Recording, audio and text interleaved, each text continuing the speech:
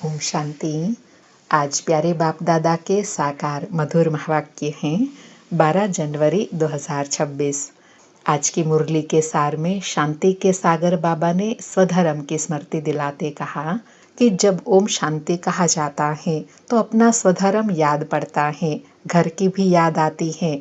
ओम शांति कहने से ही सारा ज्ञान बुद्धि में आ जाता है। मैं आत्मा शांत स्वरूप हूँ, शांति के सागर बाप का बच्चा हूँ।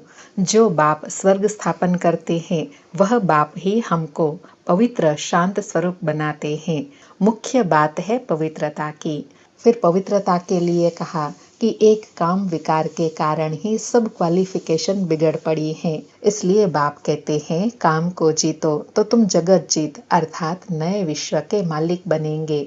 तुम बच्चों को अंदर में कितनी खुशी रहनी चाहिए कि बाबा हमको पवित्र बनाई नए विश्व का मालिक बनाते हैं। बाबा कहे यहाँ तो घर घर में कितना अशांति है, हाहाकार है, सबके कैरेक्टर बिगड़े हुए हैं। अब बाबा आए हैं सबको पापों से मुक्त करने। फिर स्मृति दिलाई कि यह है ऊंच ते ऊंच रूहानी गवर्नमेंट। बाबा कहे पांडव गवर्नमेंट ना कहे, तुम ईश्वरीय गवर्नमेंट कह सकते हो। तुम समझते हो हम ईश्वरीय गवर्नमेंट हैं। बाबा कहे ईश्वरीय गवर्नमेंट क्या करती है?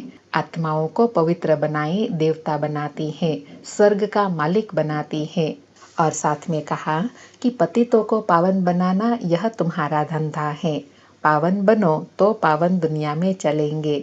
अब जब तक पावन नहीं बनेंगे तब तक स्वर्ग के लायक नहीं बन सकेंगे। अभी संगम पर तुमको पवित्र बनने का हथियार मिलता है। फिर कहा कि राम राज्य सतयुग नई दुनिया को कहा जाता है। तुम बच्चों में भी नंबरवार हैं जिनको ज्ञान की धारणा होती है।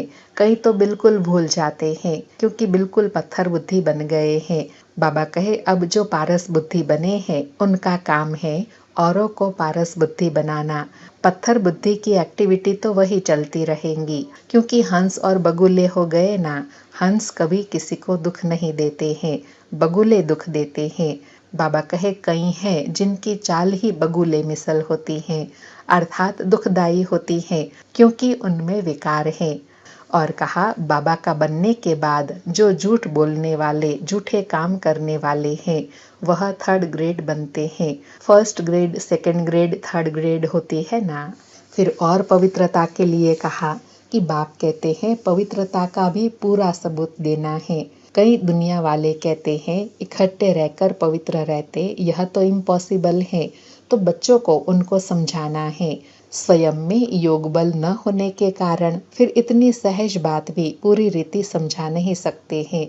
उनको समझाना है, बताना है कि स्वयं भगवान पढ़ाते हैं, 21 जन्मों के लिए स्वर्ग का मालिक बनाते हैं, तो क्यों नहीं पवित्र बनेंगे। जबरदस्त लॉटरी हमको मिलती है तो कितना खुशी होनी चाहिए। इतना ही खुशी से दूसरों को समझाना है।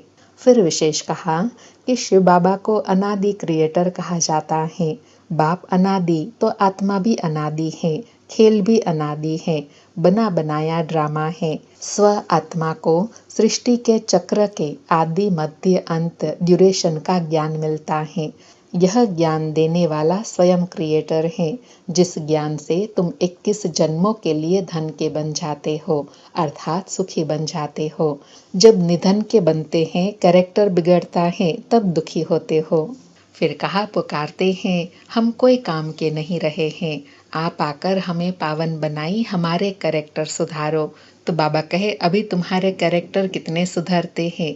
कहीं फिर सुधरने के बदले और भी बिगड़ते हैं। बाबा कहे चलन से मालूम पड़ जाता है यह हंस है या बगुला है। फिर कहा कि अभी बाप आकर धीरज देते हैं। अब तुम्हारी बुद्धि देखो कितनी बदलती है, फिर भी माया धोखा जरूर देती है। पतित मनुष्य को तो लड़ना ही है।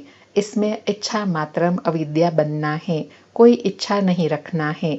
इच्छा रखी तो गोया वर्थ नॉट अ पेनी बन जाते हैं। बाबा कहे अच्छे अच्छे महारथियों को भी माया कोई न कोई प्रकार से धोखा देती रहती है, फिर वह बाप के दिल पर चढ़ नहीं सकते। बाबा कहे विश्व की प्राइज लेने के लिए पवित्रता मुख्य है। पवित्र बनने के लिए बड़ी हिम्मत चाहिए। सुनते हैं प्यारे बाप दादा के अनमोल मधुर महावाक्य।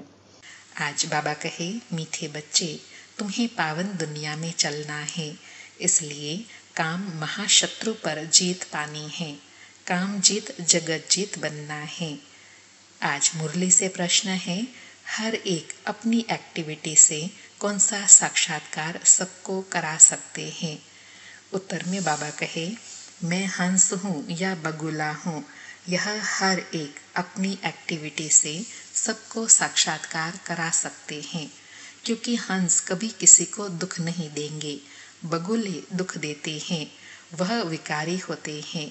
तुम बच्चे सभी बगुले से हंस बने हो। तुम पारस बुद्धि बनने वाले बच्चों का कर्तव्य है सबको पारस बुद्धि बनाना। सारी मुरली से धारणा के लिए सार है। पहला पॉइंट, माया के धोखे से बचने के लिए इच्छा मात्रम अविद्या बनना है, इस डर्टी दुनिया से दिल नहीं लगानी है। दूसरा, पवित्रता का पूरा पूरा सबूत देना है, सबसे ऊंचा कैरेक्टर ही पवित्रता है, अपने आप को सुधारने के लिए पवित्र जरूर बनना है। आज प्यारे बाबा का वरदान है, त्रिकालदर्शी स्थिति में स्थित रहे, सदा अचल और साक्षी रहने वाले नंबर 1 तकदीरवान भव। त्रिकालदर्शी स्थिति में स्थित रहे, सदा अचल और साक्षी रहने वाले नंबर 1 तकदीरवान भव।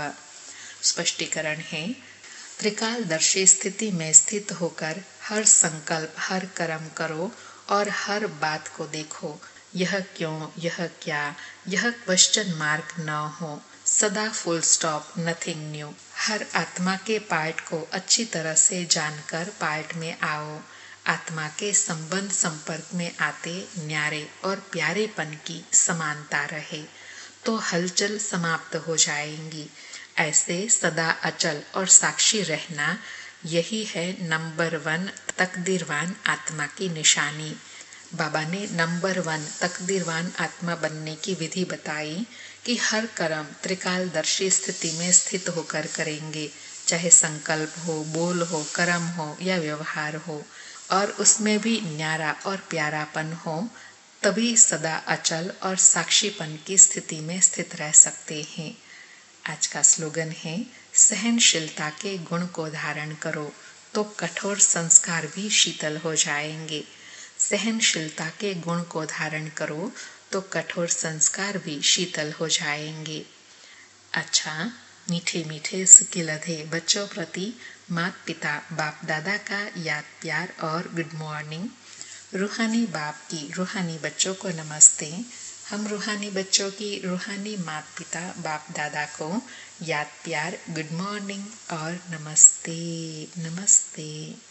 आज के अव्यक्त इशारे हैं, इस अव्यक्ति मास में बंधन मुक्त रहे, जीवन मुक्त स्थिति का अनुभव करो। आज अनुभव करने के लिए कहा कि आप लोगों का स्लोगन है, मुक्ति और जीवन मुक्ति हमारा जन्मसिद्ध अधिकार है। परम धाम में तो यह पता ही नहीं पड़ेगा कि मुक्ति क्या है, जीवन मुक्ति क्या है।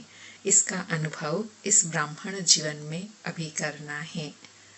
अच्छा, ओम शांति। शुक्रिया बाबा, शुक्रिया।